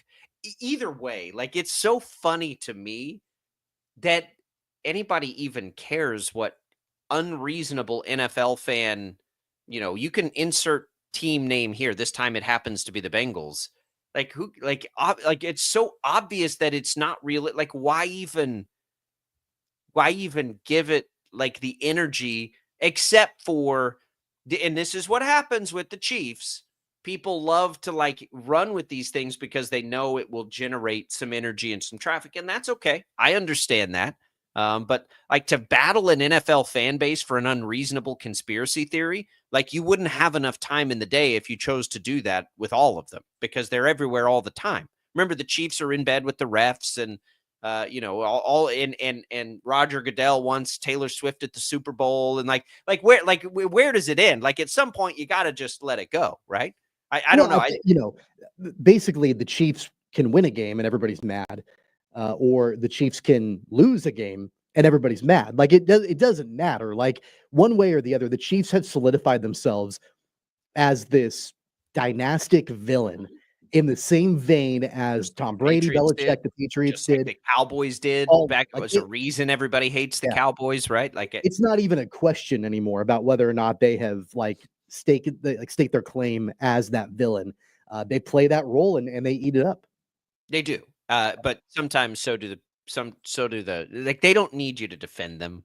I do think I personally, I think the fake story is hilarious. It's what's even more funny to me is that some people don't treat it as like this fake story. I think there are a lot of people that genuinely don't. And that's it's a really funny story to me. But this story is an Onion article, right? Like we should be having fun with it for all the silly, very obviously how I've been prodding you about being afraid of Joe Burrow for months and months and months.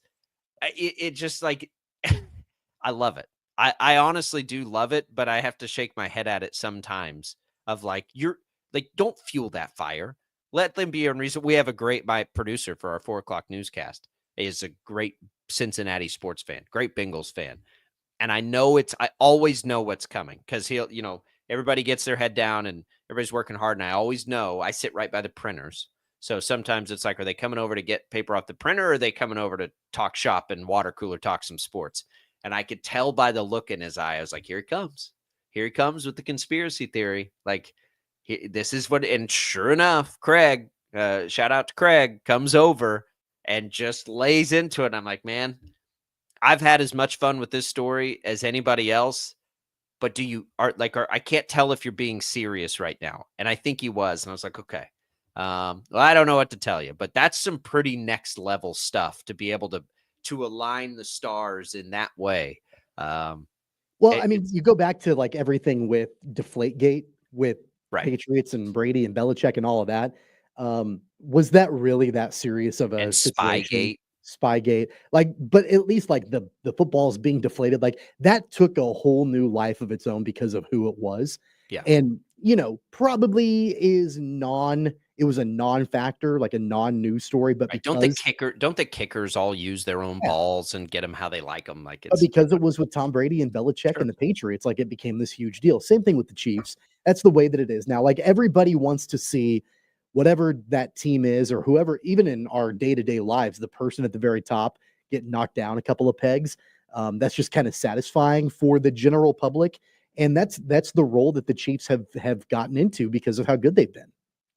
I find it far more interesting and far more real to discuss the decision to not play for that long. I think that is something that is, well, listen, the Joe Burrow thing, please, like I love the drama of the NFL. So this like Burrow Chiefs, Bengals Chiefs thing, I'm here for all of it because I love it. I think it's so funny and interesting, and it makes the game better. And like those two teams, I like it's great. I love it, but I don't know sometimes if people are being serious or not, and that's why this one has been strange for me. Like I can't tell if this person's being serious, and then I can't tell if like the person reacting to it is actually being serious about their desire to feel like they need to react to it, or if they're just stoking this fake fire that I think the reason. So I can tell you, like from my perspective. So you mentioned the ESPN writer, and I'm not talking as much about professionals. I'm talking more about the fans. Don Van Netta, I think, or Don Van Wetta, whatever his name is. Nada, yeah, he's been around for a long time.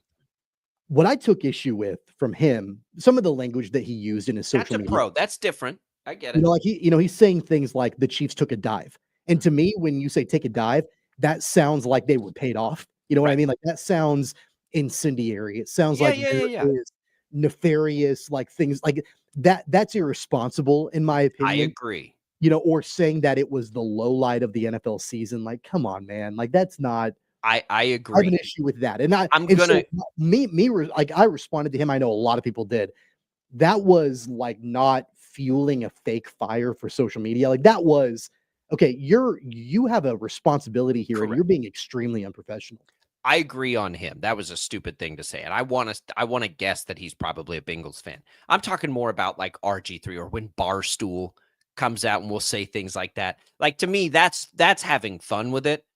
Having fun with the fans, quite frankly. And that's what I'm talking. I'm not talking about an actual pro writing something that's so absolutely absurd, unless you have somebody telling you that, right? Like if your job is to cover the league on a factual basis, unless somebody is telling you, yo, we think that the Chiefs took a dive there. That I agree. That's dumb. That is absolutely, you shouldn't do that. That's an kind issue. of thing. Like, I Yeah, think that's well, an issue. yeah, it's an issue professionally. I'm talking more about the fun stuff, right? Like, have fun with these fans that are going nuts and saying these things and whatever. What a wildly disappointing season for the Bengals, all in all. And it's just like all boiled to a head, and the blame game somehow goes to the Chiefs, which has been funny. All right. So the Bengals are not there. The Chargers, the Texans, the Steelers, the Broncos are. The Chiefs will not play the Ravens or the Bills in the second round. They cannot play the Ravens or the Bills in the second round. All of those other teams are on the table then. And all of those teams are teams the Chiefs have played this year. In fact, everybody in the AFC playoffs have played the Chiefs this year. The Bills, the one of those teams that actually beat the Chiefs. Baltimore feels like it could have. The Chargers feel like they could have. Denver feels like they could have. The Steelers and the Texans are the teams the Chiefs beat sort of without question, right? Does that make sense? Like the Chiefs beat a lot of teams this year with question. Like it was close. It could have bounced the other way, that kind of thing. The Steelers and the Texans are the two teams where that didn't happen, where the Chiefs just kind of took care of business. Do you then rank who you'd like to see the Chiefs based on that? Like, are you starting with Pittsburgh and Houston because that's who the Chiefs played the best against in the regular season? Is it that simple? How do you handle what you'd like to see happen in this first round of the postseason? Well, I think for the Steelers argument, it's as simple as watching them play offense. It's as simple as watching the way that they've been over the last month or 6 weeks or so. It's been a pretty anemic offense, even with George Pickens on the field the last couple of weeks. They have not. It's not been good. Back They to have what not they were. recovered at all. And this isn't a commentary on George Pickens, but he looks lost. He looks disinterested. Looks like he wants out of there. Ball now, Can't yeah. catch the ball. Russell Wilson has come back down to earth, I think, quite a bit over the last month or so. And the running game is not been incredibly effective for the Steelers. It's been interesting to me that throughout the Black Monday, as a side note, throughout the Black Monday situation, there are a couple teams that have requested to interview Arthur Smith. We saw what Arthur Smith did with Atlanta, and we see what he's doing with the offense with Pittsburgh. It's not good. It's not good. And Another so, quick sidebar. Did you see Schefter say there are teams that might want to try and pry Tomlin away? I saw that. Yeah. I saw that. You want to I talk saw about that who there should was coach the speculation. Cowboys? Mike Tomlin. I saw there was speculation that Kevin O'Connell might get traded from the Vikings, and I don't think that's going to happen. But going back to the original point, yeah, it's just looking at what the Steelers have done offensively and how anemic they've looked. Now they do have a good defense, and that's kind of the hallmark of what they do. And having, of course, TJ Watt is the cornerstone of that. You're going to be concerned, but I think that's a big reason why you would want to play the Steelers, obviously, in the divisional round. The Texans, because of kind of all the injury issues and everything they've gone through lately, and CJ Stroud hasn't been fantastic this year. Yeah, I mean, like they're up there too. I think it's, in my opinion, it's less about the way that the Chiefs handled those two teams in the regular season and more just about the makeup of the teams and the way that they match up against Kansas City. I think that they're just better matchups regardless of the way that the Chiefs handled them in the regular season.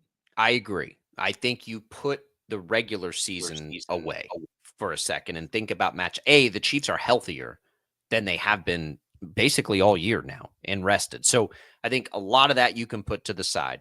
They should be, whether they go with Tooney or Humphreys, better at left tackle than they have been basically when they played any of these teams. I would suspect it's going to be Tooney. I'm not sure that. I don't know I if would Humphries too. has made a big enough of an impact. But to I be think, able to but I think it could back be him up. both. I think it could be both, right? I think there's a chance that both get some snaps there, and that's not a bad thing either. I think it's a decent thing. I mean, Humphreys was up and down last week. I mean, he had that one play where Carson Wentz got sacked, where he was blown up, like obliterated, and Wentz had no chance to get away from it. There were a couple of okay plays for Humphreys, but I'm not sure that he's shown enough to be able to take that back over for the playoffs. I would agree, but at least he's there if something happened, because I do think he is still a better option than the two young players. Here's what I would say about the matchup. The correct answer is you'd rather play Denver, and then you'd rather play Pittsburgh, because that means they beat the Ravens and the Bills, right? So, like, I want to take it next step, right? The Chiefs are the Chiefs. They're healthy. They're the best team remaining. They're the best they've been all year. We'll see if there's any rust that they need to shake off. It's impossible to know the answer to that right now. But I think the correct answer when we look at the playoffs and where we should start with what's happening in the AFC playoffs, where you should start is not who plays Kansas City as much as it is root for Pittsburgh and Denver to knock off Buffalo and Baltimore. So however that happens, I would much rather play Denver than anybody else, not for any other reason than that means Buffalo is not in the playoffs anymore. That's where I start. If you're playing Denver, then that means that Buffalo and Baltimore are out at that point. If the Chiefs end up playing, no, because like in an AFC Championship game, that's what it would mean. Well, but Baltimore could still win. Like if they play Denver, if Denver wins, they're playing Denver because they'll play the highest remaining seed. Right. So like no matter what happens in Pittsburgh, Baltimore, if Denver wins, they'll play Denver. Now, if they both win, they'll still play Denver, but that's an even better scenario. Now, I don't think that there's any chance whatsoever that Pittsburgh will upset Baltimore. I think the history of that series of games, I think Denver's got a chance against Buffalo. I mean, I think that Denver's defense can give Josh Allen fits this weekend. I think it's probably likely that at home Buffalo and Josh Allen move on, but I'm going to give the nod to Denver upsetting Buffalo way more than I'm going to give Pittsburgh upsetting Baltimore. So Pittsburgh beat Baltimore this year. That's what I'll say there. And they have a history of that. Tomlin plays them well. Those games are almost always close. They weren't in the second meeting. I can't remember if that was that. I don't remember. It's irrelevant. If Pickens made it back, it's not irrelevant, but whatever. Let me see. I don't think the Bills and Broncos played this year. They did not.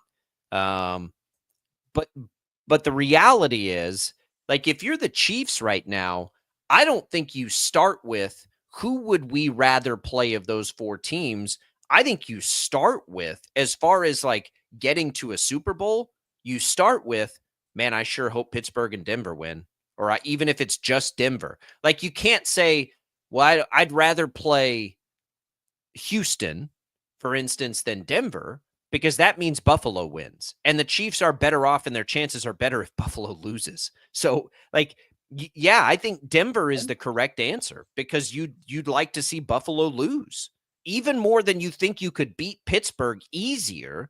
You're the Chiefs. You think you can beat any of them, right? But even taking it a step further, if Denver can somehow find a way to go into Buffalo and beat the Bills, and the Chiefs end up matching up again against Denver for the second time in 4 weeks, the Kansas City, I think deliberately didn't show what they were going to throw at whether it was Denver or anybody in the playoffs. Right. So if you get the Broncos again and you just faced them and you didn't give them you played your second and third string guys, you didn't give up anything from your game plan. It's more about the game plan than who they strategy play. Perspective. Like I think that helps out Kansas City's chances quite a bit. That's what I'm saying. Like, I don't care who they play. They're going to be favored. They should win. It's at home. They're going for the three-peat. All that goes out the window. If you're a Chiefs fan this weekend, just hope that Baltimore and or Buffalo lose. That's the best case scenario for the Chiefs, regardless of who it means they play in the second round. We'll come back. We'll continue the discussion at Sports Daily. It's Albrecht and Castro on a Tuesday. Stick around.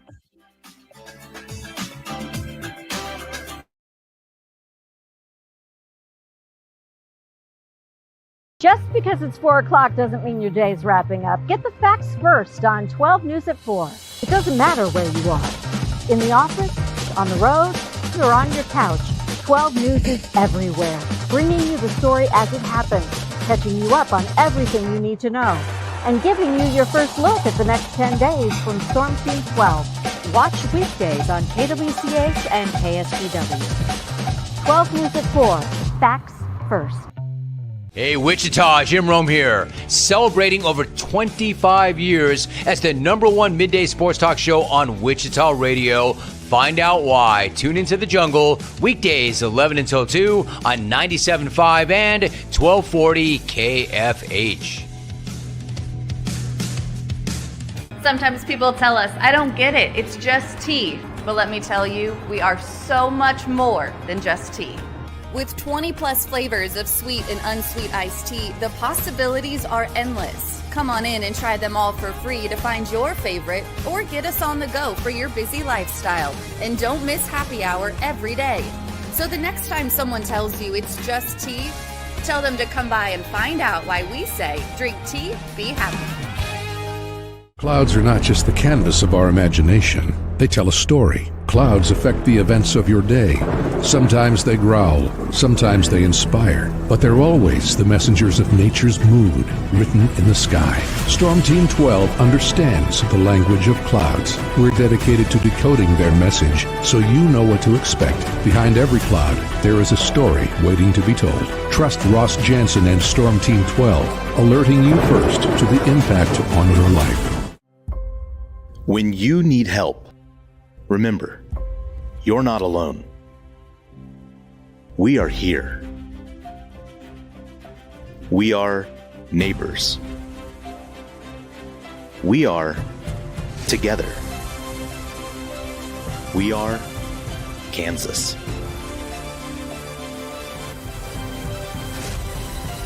We are 12 News. They say it takes a village. Come together and support local businesses in our neighborhoods. When you contribute to local shops, more money goes back into the economy. Shopping local makes our state stronger. So give back to the communities you love and watch our businesses and communities thrive. Shop local and be Kansas proud. We are following a breaking update. Every day, all day, stream the stories that have you talking near and far. Whoever is behind the wheel of this bus is not stopping. From hundreds of local reporters and meteorologists spanning the country. Chaos here this morning at the UW campus. Search LNL for the all-new Local News Live streaming app. Make yourself known now. 310-1 in traffic pursuit. Oh my God, here. Investigate TV Plus begins with real people. We investigate stories that impact you. And inspire change every day. Something is broken. Real problems Why are they hiding it? and real solutions. My daughter was dying in front of me. What was your reaction when he said that? Investigate TV Plus, weekdays at 3:30 p.m. on KWCH. Sometimes people tell us, I don't get it, it's just tea. But let me tell you, we are so much more than just tea. With 20 plus flavors of sweet and unsweet iced tea, the possibilities are endless. Come on in and try them all for free to find your favorite or get us on the go for your busy lifestyle. And don't miss happy hour every day. So the next time someone tells you it's just tea, tell them to come by and find out why we say drink tea, be happy. Mornings are busy. We're here to make your mornings better. We report the stories that affect you. 3 more hospital lies from contaminated apple juice just a day after the FDA issue a recall. We're here to make your mornings better. Closing east and westbound lanes of K96 for repairs. With 12 News, you're prepared for your whole day. Scattered thunderstorms across the state into the afternoon. Stay a step ahead with 12 News this morning on KWCH and KSCW.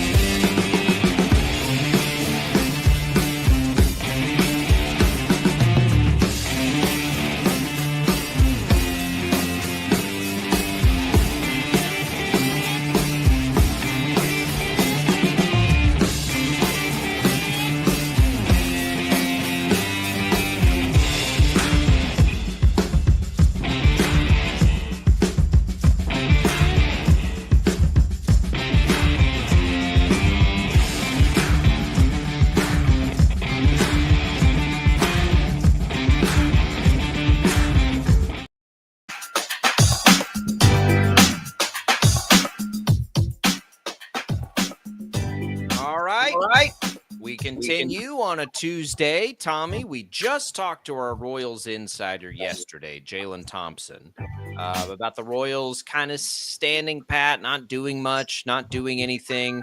And then yesterday afternoon, they do the thing that I think we've both been fully supportive of. At least I am, and I'll let you speak for yourself. Like, I've thought they should bring back Michael Lorenzen.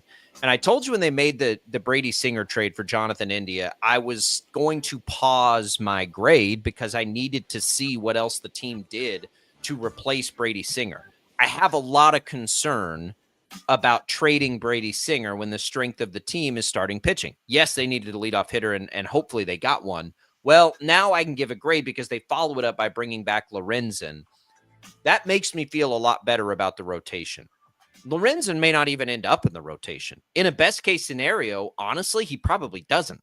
In a best case scenario, he would be in the bullpen. But the fact that he can be in the rotation if these massive question mark players they would like to be in the rotation gives me much more comfort in the Singer trade for India and gives me much more comfort in the risk of trading away a high quality starting pitcher. So now I look at it in totality and I'm good with it. I'm good with it. You're basically telling me you've got India and Lorenzen for Singer.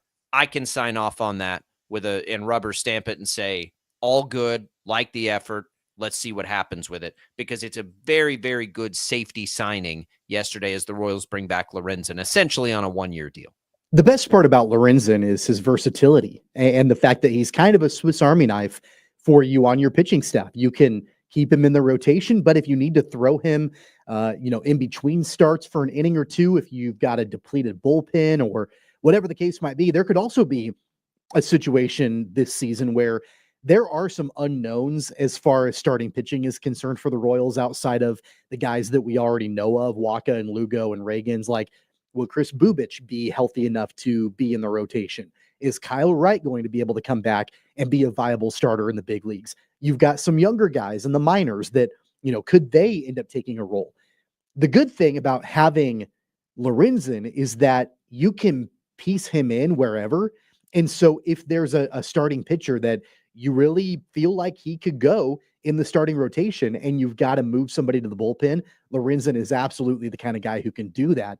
And I think he's embraced that role in his career. Like, he knows that he can be put in a lot of different places and still be valuable to a team. And so I think this is a really, really important signing for the Royals. It is. It allows them to do so many things with the roster now.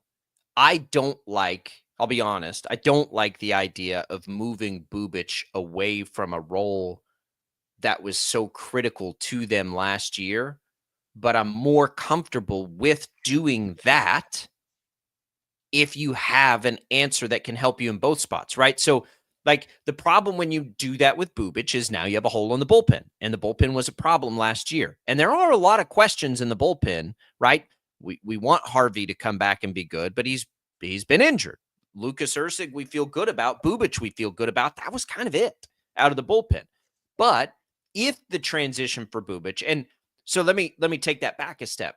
Generally speaking, I don't ever have a problem with a pitcher becoming a starter if they're going to be a good starter. So, like, for example, if Bubich is going to be a good starter, then yes, it's a good move. But it does leave you a hole in the bullpen. Well, now a guy like Lorenzen sort of backs both possibilities up. Either Bubich it turns out to be a good starter, you've now got Lorenzen to help you in the pen, or Bubich, like he has his whole career, does not be a good starter. You can still put him back in the bullpen where hopefully he's good, and Lorenzen could go back into the rotation and help you. So, yeah, Bubich is kind of the guy, he's the linchpin for all of this, quite honestly. But don't you think that the best case scenario for the Royals is that they've got enough of a depth in starting pitching that Lorenzen stays in the bullpen? Absolutely. Like, that's what I'm saying. Yeah. I think I said that off the top. Best case scenario for the Royals is Lorenzen's not in the rotation, because that means these younger guys are great. They're showing what they need to show to be able to be mainstays in that rotation. Yes, I agree. That is the best case for the Royals. But if they're not, which is probably more likely, if we're being honest, right? Because we have a track record here. It's not like we've never seen Bubich and Lynch and these guys get a chance to be starters. We've seen it lots of times and it's never worked. So I would say the more likely scenario, not the best scenario, but the more likely scenario is that they don't work out and Lorenzen ends up in the rotation. And I'm perfectly okay with the risk of either scenario, right? Because now, in theory, you've got your leadoff hitter, which helps the offense a great deal. And so I think look, this has been an interesting start to the offseason for the Royals, because it hasn't been an add to what you have. It's been a shift of what you're good at. The Royals' strength and the reason the Royals reached the postseason last year is two-part answer. Bobby Witt Jr.'s development, and they had one of the best starting rotations in baseball. If you take either of those things away, the Royals don't make the postseason last year. They did take one of those things away this offseason in trading Brady Singer, right? Now, they did it so that they could address a different need at leadoff hitter. But for me, in the very beginning of that trade, even as much as the leadoff hitter like drove us crazy, they still made the postseason despite it, right? They still were good enough without it. Had their starting rotation not been that good, they would not have made the postseason. So you're taking a big risk and a big gamble there by trading that part away to improve another part. This now helps, though, mitigate that risk. And that's why I've needed to wait to see what I really think of that trade. I like it a lot more now because I feel more comfortable with the risk with Lorenzen being there. Yeah, I need to see them, probably add another bat. And I know we talked to Jalen Thompson about that yesterday. Like if they can get, more pop in that lineup, especially towards the bottom of the lineup, because, really pitchers are going to be able to focus in on Witt and Pasquantino and Perez. And beyond that, yeah, we saw flashes from a couple guys here and there. Michael Massey, I think, kind of showed that, his offense is coming around, and a couple of other guys. But, I would like to see them add at least maybe one more outfield bat. They've got, a versatile, potentially utility guy in Biggio that maybe will make the big league roster this year. That helps a little bit, I guess. Yeah, that's a good sign. I like that sign. From a depth perspective, I think that's good. But he hasn't shown any kind of offensive prowess lately, at least the last few years in his career. So I'd like to see another offensive piece come in. And, but in my mind, I feel good about the pitching. I feel good about the rotation now. I feel good about, the top of the lineup, at least 1 through 4, 1 through 5. I feel good about that. I would just like to see maybe one more outfield piece for the bottom of the lineup.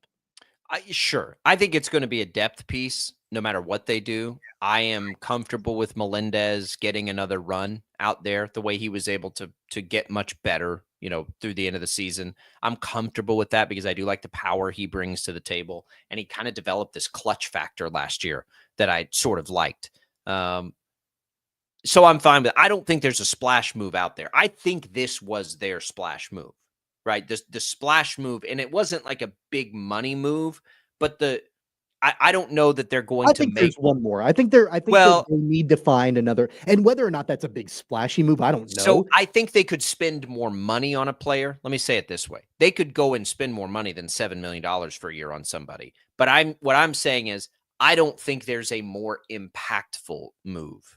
I'll say it that they'll make now that will be as impactful, because this completes the big change they made this offseason. This completes that deal. This says we're going to go take a risk on this leadoff hitter who we really think could open up our offense, right? At the risk of weakening our starting rotation. Well, now we feel, at least I do, and this is why this particular player in Lorenzen has always felt like the perfect fit to me for what we've talked about. Not only because we've seen him come into Kansas City, we know he can handle it. It's a good fit. We love his attitude. We love all those things. It's that it's his versatility. We're talking about that versatility in an outfield bat. Well, they got the versatility they needed in a pitcher because they do. They have to fill out 2 spots in a rotation. And by the way, the other thing that is interesting about the rotation is all 3 of the guys we really like in the rotation are all coming off of career highs in innings pitched. Are they going to be able to all 3 achieve that again without needing any time on the IL? If we're talking about likelihoods, I would say that's unlikely. And don't get me wrong, I like the Michael Lorenzen signing a lot. I think it's really important because of, again, how versatile he is. But where you and I differ is I would have felt okay about their pitching staff even had they not re-signed Michael Lorenzen. And I would not have. Because I feel like even by trading Brady Singer, I feel like they've got enough pieces. And yeah, Lugo, Reagans, and Wacha to anchor your rotation, I feel good about. But there are a lot of other options after those guys. And I feel like you'll at least see 1, if not 2 of them. But were there a lot of good options? I don't want to... I'm fine. I am an optimist. Alec Marsh a really dynamic starting pitcher in Major League Baseball? Probably not. But can he be your 5th starter? Sure. He can. He's done that before. But can he or an equivalent be your 4th and your 5th? I don't know. They would have had to move Chris Bubic back to the rotation. I don't know if that's still the plan. JJ Piccolo said right after the season ended that was the goal, was to have Bubic be a starting Sure, pitcher. and that's the right thing to do. Like, you should always want your best pitchers to be starting pitchers. Like, had the Royals rolled out a starting rotation, even let's say they didn't sign Michael Lorenzen, and let's say that they went ahead with the Brady Singer trade as normal, and they trotted out there a rotation of Reagans, Lugo, Waka. Then you've got Chris Bubic at 4 and Alec Marsh at 5. I would have been okay to start the season that way. Now, would it have been that rotation at the end of next season? Probably not, but I would have been okay with them starting the season that way. And it may very well end up being that way, and Michael Lorenzen could be in the bullpen. Yeah, and I totally. Do you think all three of them? We're also not talking about, will Kyle Wright be healthy enough to have a place in that rotation? Well, we are talking about it, but I'm trying to deal in like likelihoods here. What is the likelihood Kyle Wright gets back to what he was in 2022? I don't know the answer to that. Chris Bubic has been a starter for 2 seasons for the Royals and had a 4.43 and a 5.58 ERA. I think if we're talking in likelihoods, the likelihood that Bubic can replicate his effectiveness from the bullpen as a starter is unlikely. I'm not saying it's impossible. I don't think you need to. Like that's my point, is that I'm not asking Bubic or Marsh, but aren't you asking to be an ace of the rotation? I'm asking. No, I get that. Aren't you asking them though to replicate what Brady Singer gave you last year? Maybe in the aggregate, all of them combined, sure. Well, no, as your 4th starter. It depends on which one. Like, as long as one of them is doing that, sure. But and here's what I'm saying. We're going to run out of time, and that's okay. We can continue this discussion tomorrow. What is the likelihood that whichever one of them can give you 180 innings and a 3.70 ERA? I'd call it a coin flip. I don't know. I don't know the answer to that. Kyle Wright's the only guy who's been that before, and he's coming off, and we haven't seen him pitch in, this will be 3 years. So that's why I like Lorenzen, because to me, like, if I'm talking in likelihoods, Lorenzen's probably the most likely to be able to replicate that. I love the move. I'm glad they did it. Yeah. We'll get more into it because it's fascinating, right? And the the injury probabilities to the other 3 guys who did not get hurt last year. It all kind of factors in. But we'll continue the discussion. We got more Sports Daily coming your way. Don't go away. We'll be right back.